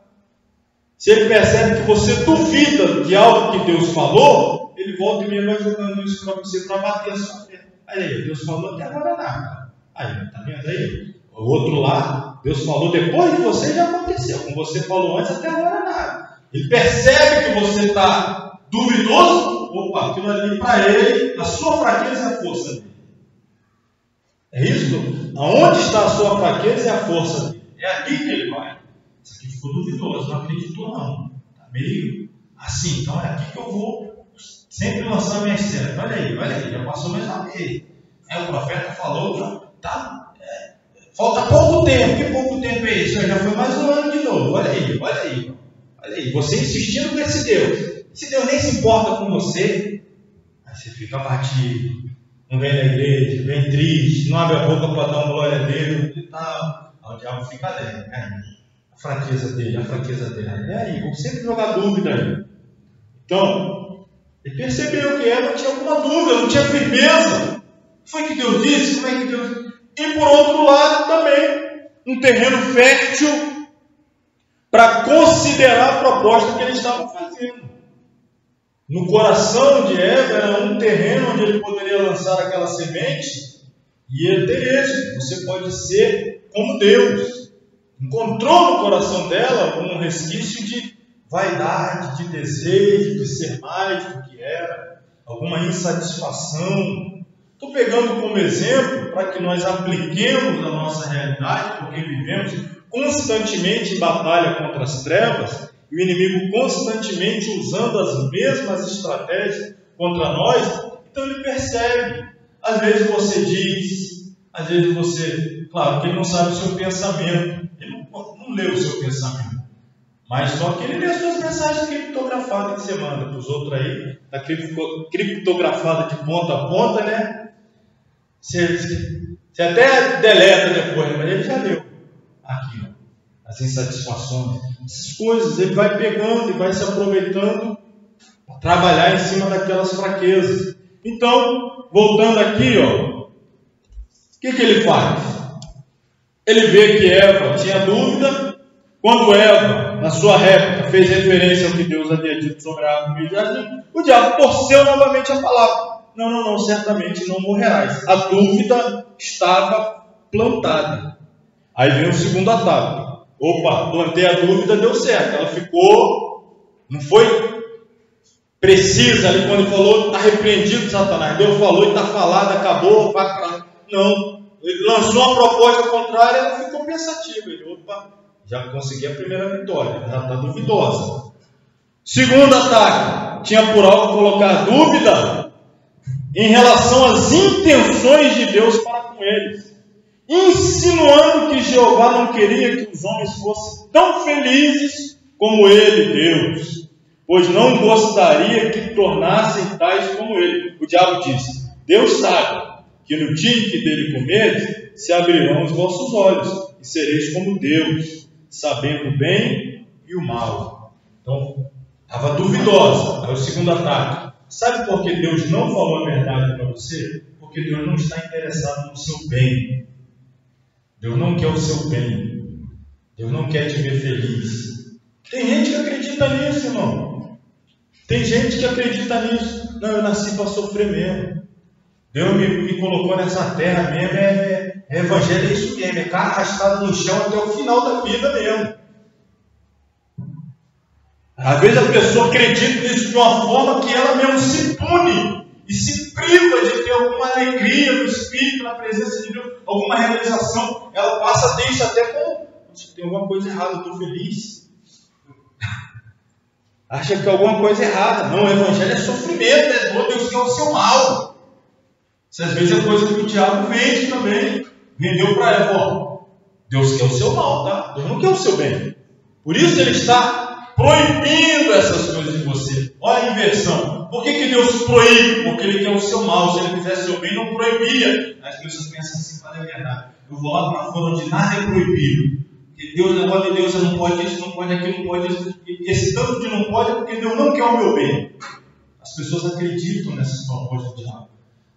Claro que não é tão simples e escrachado assim como eu estou lhe dizendo, mas as sugestões do inimigo são sutis. Ele vai naquele momento que a pessoa está ali, sensível, ouve uma palavra, o coração está ferido, ele vai ali, naquele momento oportuno, naquela situação particular, ele aproveita. Como aproveitou? Opa, ela está sozinha, mas não está perto, ela está meio assim, é agora, momento oportuno. Aí vem o terceiro ataque. No terceiro, o diabo despertou neles a tentação de se igualarem a Deus. Foi exatamente o mesmo pecado que o havia derrubado do céu. Já fiz ele duvidar da palavra, ela duvidar da palavra. Já fiz ela acreditar que Deus não quer o bem para ela. Por isso está proibindo a descoberta daquele fruto. Agora eu vou despertar nela o desejo de ser como Deus. Quando você comer, você vai ser como Deus. Olha aí. Foi tendo êxito. O poder da tentação estava ocupando. Acompanhe comigo aí. Primeiro lugar, o que? O entendimento. Ela começou a pensar. Estou falando para vocês, isso aqui já não é de hoje. Ó. Ela começou a pensar sobre isso. Que negócio começou a perturbar a cabeça dela. Não sei se foi 1 minuto, 5, 10, 1 hora, não sei. Mas ela começou a considerar aquilo. Acho que é mesmo. Não é que deve ser isso mesmo? Pois é. Aí, enquanto ela pensava, o sentimento. Daí a pouco, a vontade estava sendo conquistada por um desejo ilícito. O pensamento, o entendimento, o sentimento, a vontade. Só faltava uma coisa, o quê? Apropriação. Mas aí depois o diabo não precisa mais. Se ele já dominou o seu pensamento, sentimento e vontade, daí para frente, acabou. É igual aquela história de colocar na mente do seu, você não vale nada, ninguém te ama, ninguém te quer, você é um lixo da sociedade, você só é a tristeza do seu pai, acaba com a sua vida, acaba com esse sofrimento, e não sei o que, vai mesmo, vai agora, então, pula quando eu agora pula você sozinho, já não pula não. Também se pulasse não acontecia nada com ele, mas depois isso, agora vai, mais um que eu vou encontrar lá no inferno. Aí, na hora da ação, agora é com você, a consequência é com você, ele vai te levando até a beira do abismo. Dali, quando você cai dali para frente, acabou. Aí vai em busca de outro. Então, a vontade já contaminada deu o impulso necessário para que Eva cedesse. Viu a mulher que aquela árvore era boa para se comer, agradável aos olhos, desejável para dar entendimento, tomou do seu fruto e comeu, e deu também a seu marido, e ele comeu com ela. Uma catástrofe, a maior de todos os tempos, havia acontecido. Ou seja, a raça humana diz não para Deus, a raça humana desacredita da palavra de Deus, a raça humana abre mão da comunhão com Deus, vira as costas para o propósito de Deus. E aí a pergunta que sempre vem é: por que Deus permitiu que o homem fosse tentado? Por que Deus permitiu a serpente ter acesso àquele lugar? Por que Deus permitiu que Eva ficasse sozinha e a serpente se aproximasse com aquelas propostas que foi feitas? Por quê? Às vezes tem isso, a culpa ainda foi de Deus que não interviu, né? Deus tinha que falar: ô serpente, não fala nada aqui não. Deus não apareceu, então a culpa é de Deus. Deus não foi lá para... Às vezes a gente coloca a culpa, né? Como foi feito lá. O Adão pôs na mulher, a mulher na serpente. A serpente falou: não tem nada a perder, já fui expulso do céu mesmo. Tem mais em quem colocar a culpa. Mas, por que Deus havia permitido? Deus havia criado o homem à sua imagem e semelhança. Assim, o homem possuía livre-arbítrio, como uma criatura de Deus. Estava sujeito a ele e às suas determinações. Porém, o verdadeiro amor ao Senhor se manifesta, sabe aonde? Na obediência à sua palavra. Que o verdadeiro amor se manifesta? Com o livre-arbítrio, o homem podia voluntariamente mostrar sua inteira disposição de obedecer a Deus de coração. Com o livre-arbítrio, uma atitude dessas não representaria nada. Da mesma forma, sem que houvesse tentação, sem que fosse oferecida uma alternativa, o homem não teria tido a oportunidade de mostrar que desejava sujeitar-se a Deus em tudo. Assim Deus permitiu que Adão e Eva fossem tentados, dando-lhes, porém, as possibilidades de vencer. Deus a ninguém tenta. O diabo diz isso. Deus não é tentador. Deus não tenta, Deus prova. Tentar é com o diabo. Provar é com Deus. Qual é a diferença? Muito simples. Eu vou dar uma diferença aqui simples para você nunca mais esquecer. Provação e tentação. Provação é uma atitude realizada por Deus. Tentação produzida, provocada pelo diabo. Qual é o objetivo da provação? Quando Deus nos prova, Ele tem como objetivo extrair o melhor de nós e nos transformar em pessoas melhores. Quando a gente vence a provação, a gente cresce, a nossa experiência com Deus evolui, a gente passa a conhecer Deus melhor, a gente avança na nossa caminhada cristã. Então Deus nos prova para nos fazer crescer, para nos fazer progredir, avançar. Já o diabo tenta, porque ele tem na tentação o desejo de extrair o que há de pior em nós. Enquanto a provação é para arrancar o melhor, a tentação é para extrair o pior. Porque com a tentação, cedendo a ela, a gente se torna pessoas piores, cabisbaixos. O peso da culpa vem sobre nós, aquela vergonha, humilhação. É isso que o diabo quer fazer. Deus quer nos fazer pessoas melhores, nos prova. O diabo quer nos fazer pessoas piores, nos tenta. Deus não tenta, mas permite a tentação. Mas dá uma tentação ou uma permissão à tentação, o Estado te dá graça. Não vai permitir que você seja tentado além do que você pode suportar. Se Ele permite a tentação, é porque Ele sabe que você pode suportar. Tá? Isso tem que ficar claro. Por que Deus permitiu? Ele sabia que você podia suportar. Não suportou? Culpa sua, por fraqueza.